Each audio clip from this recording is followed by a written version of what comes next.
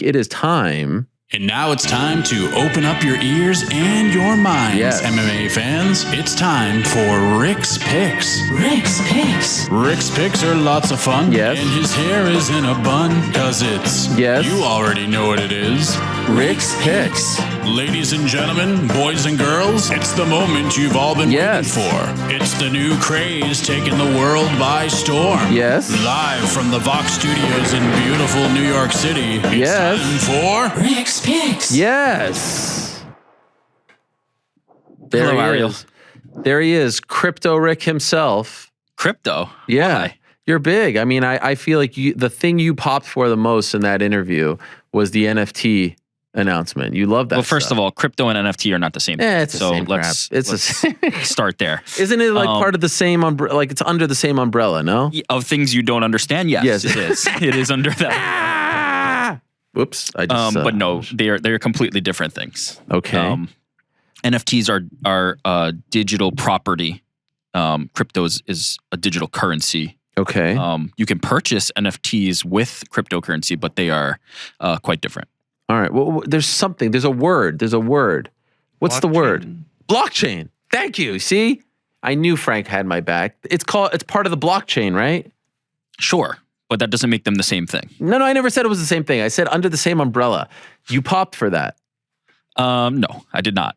Let's circle back to a few things. Okay. We have some things to address here. Okay. This is like, first of all, not mentioning Nas's ether when we're talking about diss tracks. I was going top 3.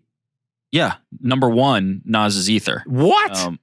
Hit 'em up is way better than ether. This is not even. This is. Put up a this poll. Can't even be debated. Guillermo, put it up on the poll. That's what if I was doing the Levitard show. Levitard, yeah. Put it up on a poll. Put it up on the poll. Ether is the diss track. It is unanimously regarded. Now Jay-Z's response, also sing it for me. Spit a few bars. No, we won't be doing that. Okay.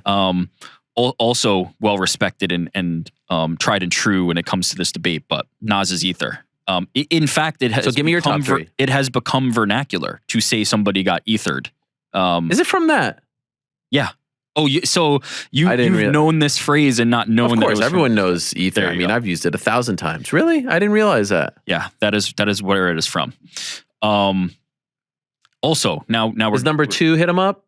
Hit 'em up's pretty good. I'll take it. It's up there. And Dana White diss track number 3? AK Lee telling me the takeover is better than ether. I will respectfully disagree there. Everyone chiming in look, now. both are very good. Both are very, very good.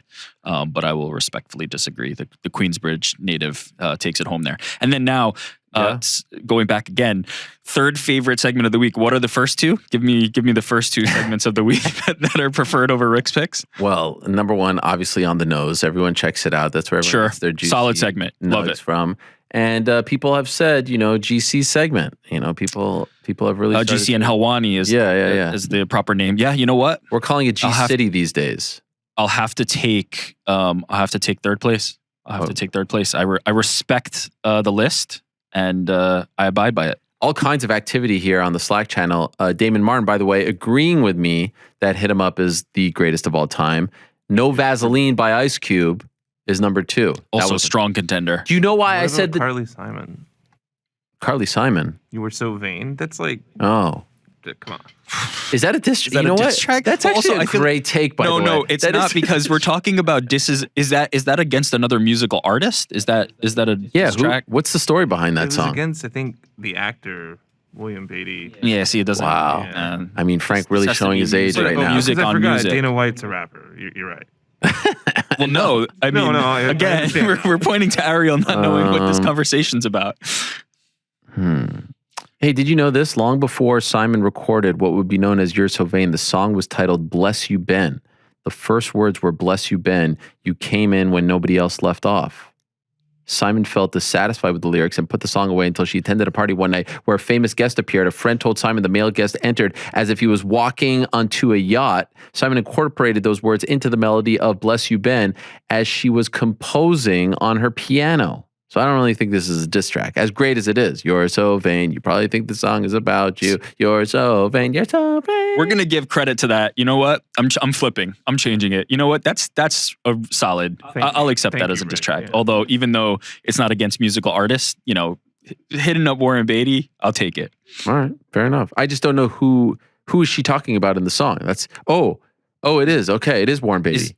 Well, I'm basing that on info I'm seeing. The in the title, is that subject's identity has long been a matter of speculation with Simon, this according to Wikipedia, great source, never read it, stating that the song refers to 3 men, only double. one of whom, yes, good one, she has named publicly actor Warren Beatty. So there's 3 people. So I mean, then it might be the ultimate diss track, and Frank might be right. You know what? I have to flip here. I was coming in with Nas. It's gonna be You're So Vain is the number 1 track. Nasty Nas to Escobar, nasty. That guy, that man. Okay, fine. Listen, Ether. I was trying to get. There's a very good chance he doesn't know Ether, right? Yeah, he said for his generation, and then he was talking about Drake, and I was like, oof, we're getting old here. Yeah, so we're getting real old. I was trying to relate. That's all. Do you think he even knows Hit 'Em Up? Do you think he knows that track, and Tupac? Come on. I mean, I feel like everyone knows Hit 'Em Up. No, I mean maybe not. I don't know. I don't think that's a guarantee. I'm sure he knows who Tupac is, but I Hit 'Em Up, I don't know. We're old. Well, I know his business partner Keith is a huge Tupac fan, but I really thought, like, I wasn't even joking around. I really thought it was unanimous that that's the greatest diss track of all time. It's up there. I mean, certainly because of the artist. It is. Who is Nas talking about, by the way? Jay-Z. That is Jay-Z? Yeah, and Takeover is the response, right, which Alex Cayley put up as better. Yeah. That is a contentious debate. I will admit, even as a supporter of Nas in this battle, or now that it's long buried, I have to admit that Jay-Z's track was quite good. But Ether gets the nod from me. All right. So now we've addressed everything. You like the diss track? As like a consumer of music, or were you impressed with the production value? Yeah, I thought it was funny. I thought it had a very 2000 Eminem feel to it, right? 100%. It felt like an Eminem. I randomly just watched. We're gonna go down a rabbit hole here. On TikTok, I watched somebody breaking down the lyrical mastery of Eminem's Godzilla, because it's Eminem is popular right now. There's a lot of people who just think he's a bit of a gimmick rapper. Is he popular right now? The debate over Eminem right now is kind of an online thing where I just think that there's a lot of conversation around, is he really like that great a rapper, lyricist? The other side saying it's a little bit of a gimmick. That famously, the Kid Mero does not like Eminem and has brought this up. So anyway, he is my guy. I came across a TikTok where they were breaking down Godzilla, which caused me to watch the Godzilla music video. And yes, there is definitely to that Jake Paul, Dana White diss track, a very Eminem music video quality to it, undoubtedly. Thought it was interesting to see Cyborg in it. Thought it was interesting to see Antonio McKee in it. Antonio McKee, yes. Thought the Dana White lookalike was a big miss. We could have got somebody who looked a little bit more like Dana. I don't know if there's a story there why that person was chosen. But overall, it served its purpose, I will say. I think it captured attention. Let me ask you this. And last thing on it, I thought he went harder at Connor than he went at Dana, other than the chorus being F Dana White. Right, talk about his wife and everything. Yeah, he's bringing the personal stuff into it. I thought it was a little more pointed at Connor. Let me ask you this. The main thing, anytime you talk about Jake Paul, is he's not sincere, he doesn't care. Yep. Are you in that boat? I mean, you're the most skeptical person I know. You're the biggest cynic I know. I'm a big cynic. I'm typically Do you believe skeptical. that after today, do you believe that this is sincere, that he is going to do everything that he's saying, that he wants to do this, or do you think it's all, publicity stunt? I'm going to say this in the simplest way that I can think to say this, because I think you're right. This is always going to be a point of contention. It's the main thing that as keeps long being brought up. as his objectives are aligned with the objectives of talking about fighters' rights. His objectives right now are make the most money he can boxing, potentially MMA, whatever fight sport he's competing in, make the most money there. He's also getting a lot of attention and notoriety by talking badly about the UFC's practices and Dana White. As long as those objectives are aligned with his objectives, he will continue to do them. The moment those things are not aligned anymore, I do not think that Jake Paul will continue to advocate for. What do you mean by things. that? I don't think that. I think that as long as those two paths, as long as those objectives are aligned, how could they not be aligned? Basically, what would happen? Him retiring or him stopping? Yeah, him losing? potentially retiring, him getting bored of it. I think that right now it is the best thing for him. So it is something that he will continue to do. And I don't think it takes away from what he's trying to do elsewhere. The moment that it no longer serves that purpose, I don't think that he will be invested in it anymore. Essentially, if Jake Paul is no longer a viable fighter and not in this space anymore and doing a million other things, or moves completely into a promoter role, and even then it helps him, right? It helps him in this promoter role. The moment those things are no longer aligned, I don't think that he will be as willing an advocate. I think it's all selfishly motivated, as is, and I say that with the caveat that like everything is and everybody is. I don't think this is specific to Jake Paul. Like when our motivations are no longer in that direction, we will shift and do what is best for us. So I don't think it's fair to like criticize Jake Paul for not having his heart in it, when at the end of the day, none of us are going to do that. None of us are going to be. Do you believe his heart is in it right now? No, but I don't think that matters. See, that's the part that I disagree with. I actually do. I mean, call me a mark. But what says that Jake Paul is somebody who has acted selflessly in the past? Like what would lead you to that conclusion? I mean, look, I haven't been following his whole life. I don't know what he was doing. Yeah, I mean, Team 10 thing. I don't know. Like I hear about it now, and I've learned more about it over time. I mean, it was actually famously, shout out to Abby Subban, by the way, our good friend Abby. Man, he was love the. Abby by the way, so much. Abby was the one that. I remember this was during Crust First. We were talking about KSI and Logan Paul, and that's when I kind of learned. I learned about the Paul brothers. Yeah, from the fighting. And I think at the time you didn't know the difference between the two. That's how long actually, back we're going. True story. The first interaction I ever had with Jake was him DMing me saying, "Hey man, much respect. I've been watching you, but you keep calling me Logan." That is true. That is true. But all to say, so I don't know the whole history. I would say if his cards were just like these one fight cards, or these cards where it's just a bunch of his friends, like the fact that a thing has been get Amanda Serrano more money, and whether or not, he steps to make, or like get freaking Montana Love more money, and all these guys, like that is true. So that in its own right, you could say is selfless. No, sure. Okay, here's the biggest indicator for me. Where was he last? 3 years ago, 4 years ago. This is not new. The UFC's practices have not changed. Oh, stop. Wait, no, but he wasn't. He was a famous person who. Wait, so just because he didn't care 3 years ago means he doesn't care now?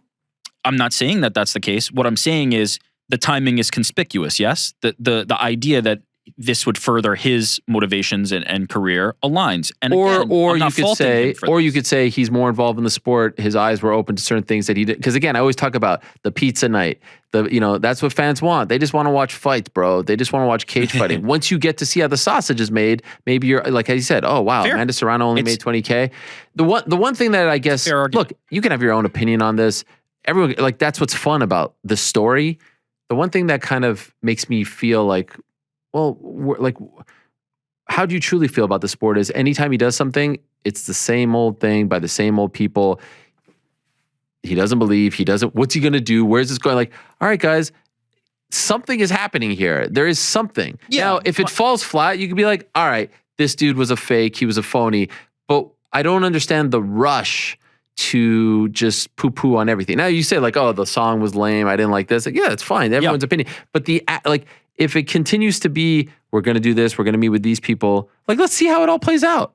I think it's completely fair, and I agree with you. I think it's completely fair to say, I believe he's being disingenuous, and that he could still have an effect and an impact and a positive approach to this. In fact, I think I fall in that camp. I don't believe for a second that he would be doing this if it didn't help him, but I also don't think that matters much. I think ultimately there is a potential here for him to do some good, and it is not a bad thing for him to be beating this drum. But I don't believe it, and I don't think that those two things are necessarily in conflict with each other. I think it is possible for him to make an impact and not be doing this out of the goodness of his heart. Again, because I don't think a lot of people do things out of the goodness of their heart. I think we're all mostly selfish at our core and are going to be motivated to do things that help us. But if he is able to help others along the way, what's the issue there? Why would you not be in favor of that? I'll just add this, and then we'll move on. None of the stuff that he's doing now, in my opinion, helps him sell pay-per-views, right? Like this stuff, like him talking about Engine 1. Yeah. You know, you talking smack about this guy, that guy. Like even when he brought up Connor, like didn't even mention him, Nate, whatever. So none of this stuff helps him sell pay-per-views. The fact that it's gone this far, right? I don't know how much that video costs and all that stuff. To me, at least shows some sort of interest in continuing to go. You know, the militia, the coup d'etat, all that stuff. Like again, as we say, him and his brother, they were disruptors online, and it sounds like he is relishing the idea of disrupting a world that he's not really been a part of, but has come in and has seen some things or whatever. I just find that all of that to be really interesting. And this he hasn't. Okay, I'll like thus far. Correct me if I'm wrong.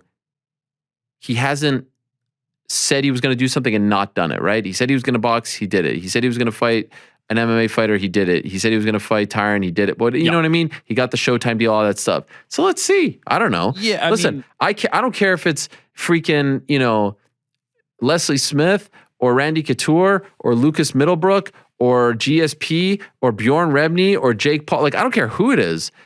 That's besides the point. As long as the right people are talking about making the lives of fighters better, how could you not be in favor of that? That's the part that I don't quite understand. Yeah, and just to put a bow on it and reiterate, I don't think the motivation is that important. I think there's a lot of people questioning his motivations. I don't think the motivations are that important. That's the one thing they bring up, right? Oh, yeah, that seems to be the thing that sticks people up is like his, you know, he's not doing it because he believes in it.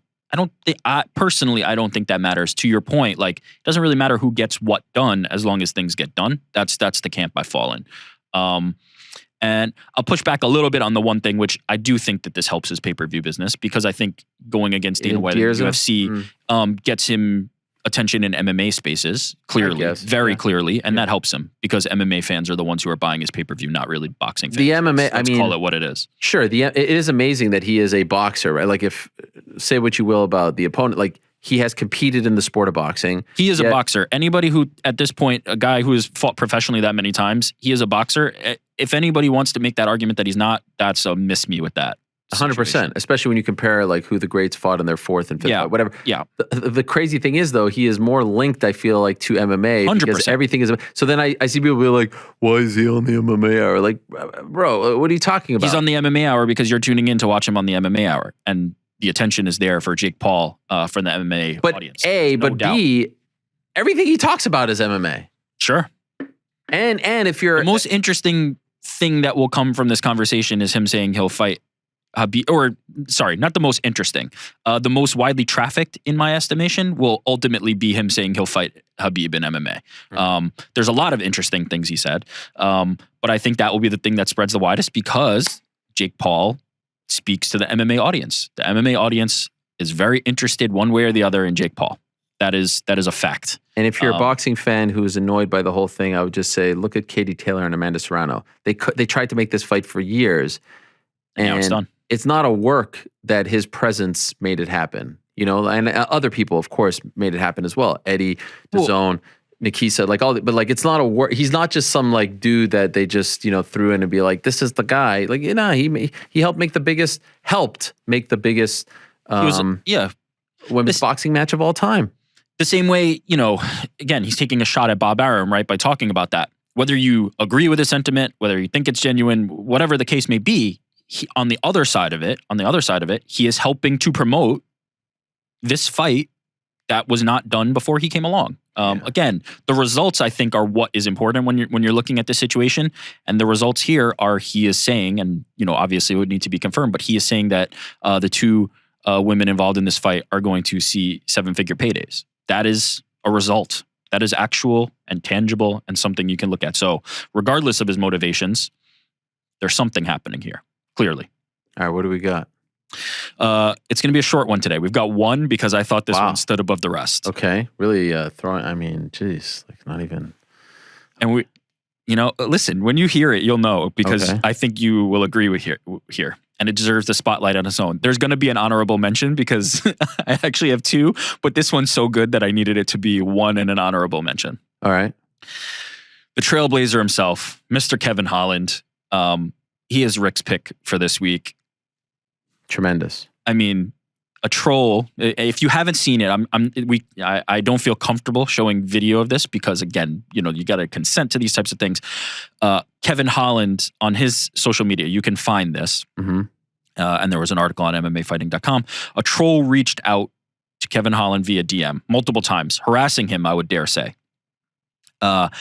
Kevin Holland's response to this, because, as we know, fighters will get this their way, or public figures in general will get this their way all the time. Kevin Holland's response to this was to pay for travel and accommodations for this person, who was saying that they're going to tap out Kevin Holland and he's trash and yada, yada, yada, was to pay for accommodations and travel for this person, bring them into the gym, proceed to very, very quickly tap them out and then kick them the F out of there.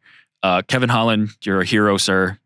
Thank you for showing that there's levels to this, and doing your duty to eliminate trolls from just saying whatever they want and holding them accountable for it. So Kevin Holland, Rick's pick for the week. And you should see the video. You should go to Kevin Holland's social media pages and go see the video if you're interested. But Kevin Holland, you've done it. Thank you.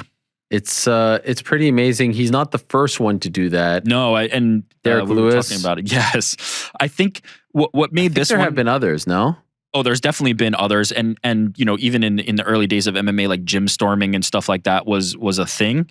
Typically other fighters, but there have been other cases where not untrained people have come across MMA fighters and been taught a lesson. What I thought was so interesting about this was it was a little bit of almost like we're now at the point in this day and age where this is commonplace. Years ago and back in the day, it felt a little more rare. People weren't so inclined to mouth off to people. I think now it's very easy to ignore. But Kevin Holland decided to take the time out of his day to not ignore it and teach somebody a lesson. So I was impressed. And the guy came from Nashville, by the way. His manager told me. You know what? I have to also give credit to the guy. Yeah. He stood by his word, and it would have been very easy to just disappear when Kevin Holland's trying to arrange this and say, nah, I don't really want to do it. He was willing to risk embarrassment and ended up being embarrassed by Kevin Holland on his Instagram. So shout out to both parties, actually, in this case. He stood by it. He tried to test himself, failed spectacularly, but got it done. He showed up, and Kevin Holland taught him the lesson that needed to be taught. Did you watch the Rumble? I did not. Oh. I was watching Bellator on Saturday night, so I did not have a chance to watch the Rumble. I obviously saw the activity. I saw that Ronda Rousey came back, and I was very curious to see if you would interview Ronda Rousey, or even Brock Lesnar, to be completely honest. But Brock I did was walking by me in the back. In fact, there was a moment where, I hate to name drop, but I'm talking to Taker. And I say, just rubbing elbows with the I was like, man, huh? Mark, the last time you... Mark, you call him Mark now. I was like, Mark, the last time you and me and Brock were in this close proximity, you know what happened, right? Yeah. And we had a little laugh.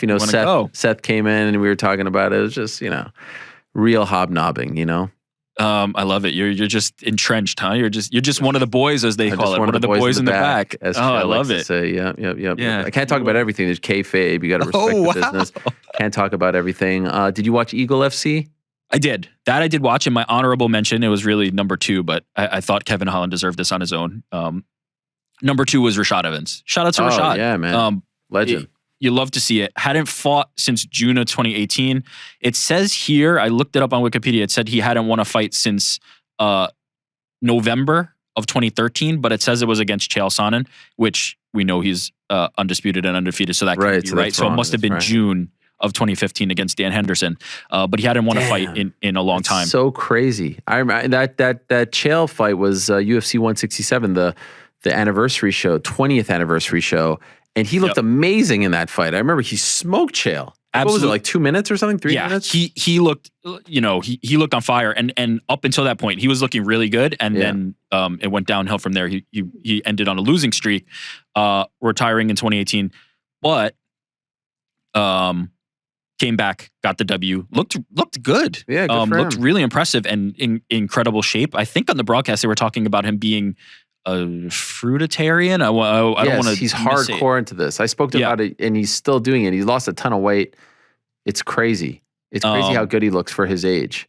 Yeah. Tyrone Spong, not so much. Wait, what do you mean? Well, he didn't look good.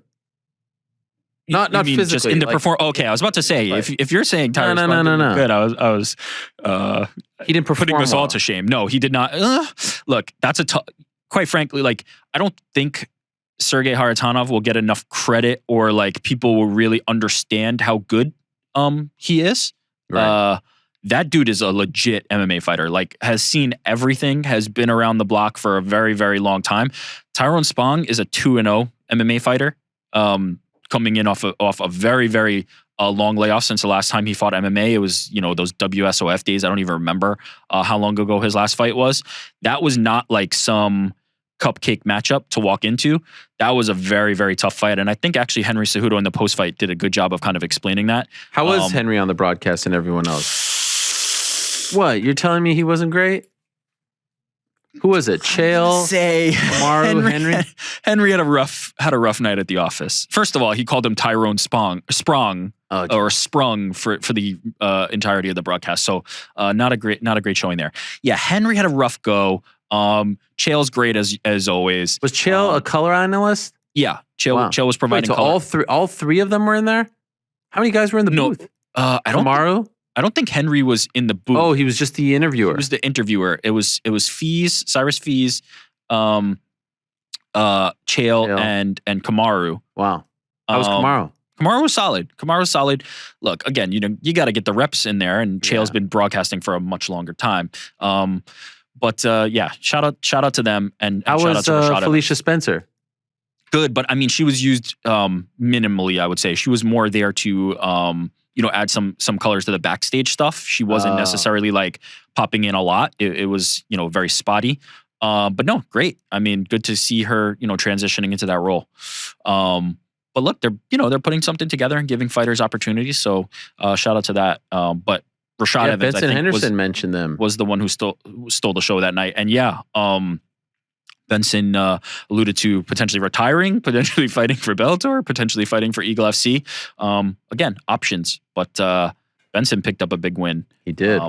Big upset. Underdog. Yeah, he was a big underdog and picked up a big win in Bellator on Saturday. I think that Bader-Congo fight could do big numbers. In terms of what? Pay-per-view, ratings. Stop. Come on. Why you gotta do this? Come on.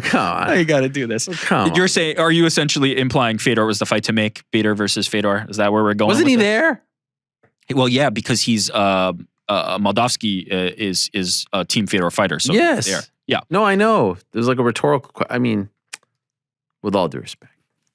Yeah, I mean, look, I think that would have been it makes sense more interesting for Paris. fight to make. How is it possible that Congo's now fought more times in Paris than like Francis and all these dudes? Yeah, in 2022. By the way, Congo deserves it because he was there first, but it's 2022. Yeah.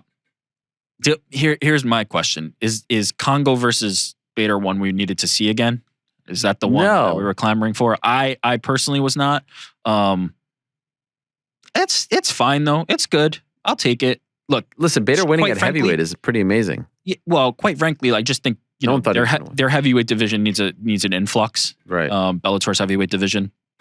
Not a lot of great options there, but I think Fedor versus Bader was the one that was on the table that I would have been most interested in. If only there was a big name heavyweight that was almost going to be a free agent.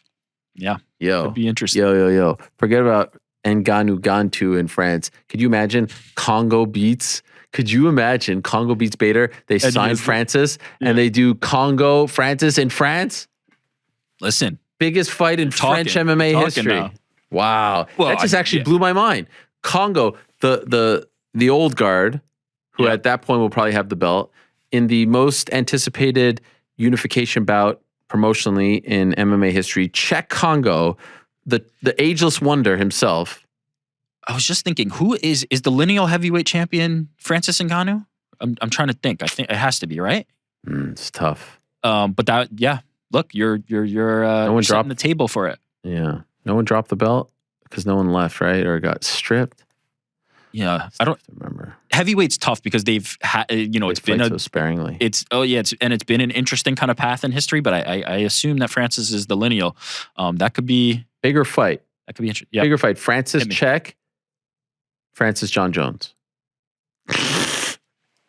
What are you on today? What's going on here? Francis Check. Listen, I've never forgotten the fact that Czech Congo literally choked me in Denver on camera. There's video. Why do I not remember this? What? Him and Rampage.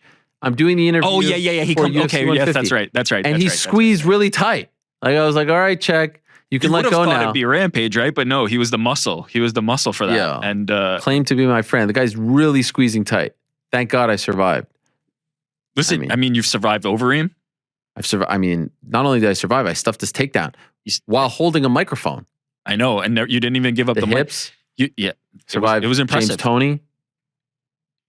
You're Diaz. Yeah, Rampage. I was trying to do only heavyweights, but yeah, your record against them is quite impressive.